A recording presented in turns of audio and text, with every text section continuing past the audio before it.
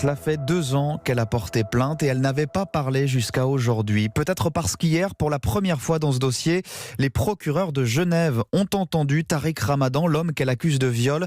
Vous allez entendre dans un instant le soulagement de cette femme qu'on appellera Brigitte et dont la voix a été modifiée. Outre les 4 mises en examen en France, sa plainte vaut au prédicateur une autre mise en examen, cette fois-ci en Suisse.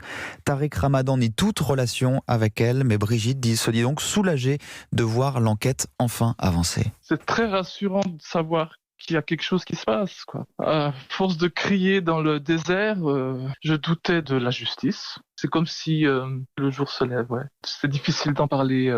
C'est des faits de viol et d'agression sexuelle. Monsieur Ramadan et moi, on a fréquenté les mêmes endroits, certains mêmes amis, dégageaient une certaine bienveillance.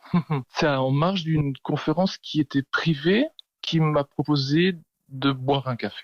On n'est pas allé au bar qui était animé, on est allé dans une salle réservée au petit déjeuner. Simplement, le réceptionniste nous a fait comprendre que le lieu fermait. Monsieur Ramadan avait demandé si la blanchisserie était ouverte. Il nous a amené le matériel, il m'a tendu le fer, il a tendu la planche. Et voilà, moi, par bonne éducation, et puis parce qu'on continuait à bavarder, j'ai pris le fer et je suis monté dans la chambre. Ça a été très vite. En fait, je me suis même pas assise.